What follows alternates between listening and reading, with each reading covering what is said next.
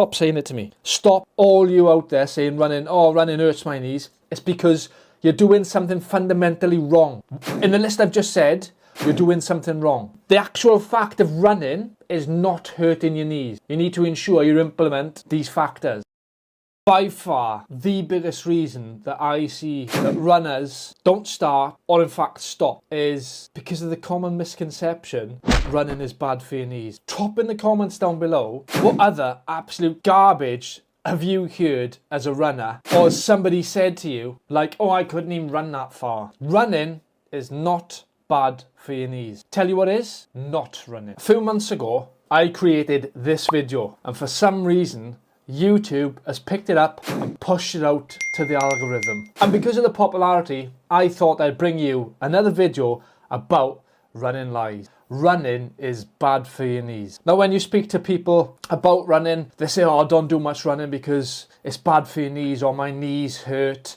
And they try and pull off people. And to be fair, it does deter a lot of people from running, because they think by running they're going to have bad knees. Now, this belief stems from a fact about the concerns about the impact when you're hitting the ground and what that does to your knees and other joints. Now, hopefully, by going through this, I'm going to show you that running, if done properly, can be safe and even beneficial for your health and your knees. Let's get into it. Well, the first thing I want to speak about is technique or form, whatever you want to call it. As an ultra runner myself, later in the run, the body tends to fatigue, so the form starts to go. Ensuring you maintain an upright posture and you're not tensed. I like to imagine I'm holding two crisps in my fingers and I don't want to break them. If I'm all tensed, then this is going to give me incorrect posture and going to cause problems in the kinetic chain. When used with a natural arm swing, this is going to ensure that the force is distributed more evenly through the body, reducing the strain on your joints, mainly the knees. Now, the next thing is appropriate footwear. Believe it or not, footwear has a shelf life. Since getting into running, it's always blown my mind that in the army, I was given boots and I'd done years in them, thousands of miles, and they were never replaced.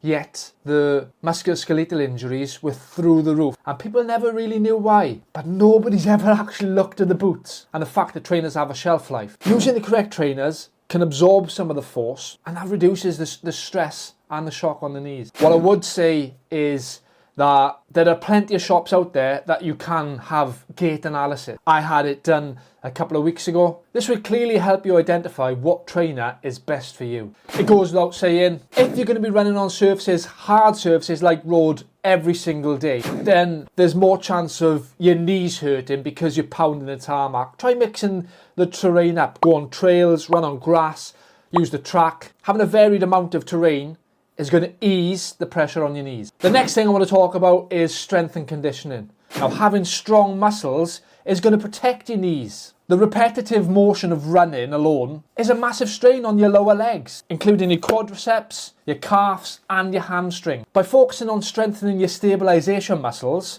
all your single leg stuff and your balance and proprioception, there is less chance that your knees are going to hurt when you run. The next thing I want to speak about is gradual progression. A lot of you, I know, I've done it myself. I've gone into training, you've gone too hard, done too many miles, too fast. What ends up happening is that your knees start to hurt.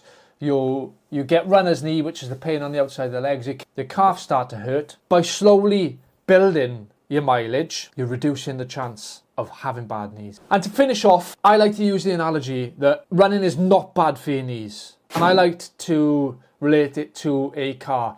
So when we as soldiers go on operational tour, we leave our car in the car park and we're gone for 7 months. Now, what state do you think that car is going to be in after 7 months of doing absolutely nothing? When you come back, the brakes are going to be seized, the engine's probably seized, and moving it is definitely going to be a hassle. Exactly like your body. For those of you that are saying running is bad for your knees, not running is bad for your knees. To summarize, be more active, gradual progression, plenty of strength and conditioning. Running is not. Stop saying it to me. Stop all you out there saying running, oh, running hurts my knees. It's because you're doing something fundamentally wrong. In the list I've just said, you're doing something wrong. The actual fact of running is not hurting your knees. You need to ensure you implement these factors. It's at this point that I'd like to tell you that these videos are my own personal opinion. I'm not a qualified physiotherapist, neither am I a qualified doctor. So do not take these videos verbatim. These are my own personal thoughts over my 20 years of running. As always, if you have enjoyed this video, then please like and subscribe, and why not check out some of my other videos, and I'll see you in the next one.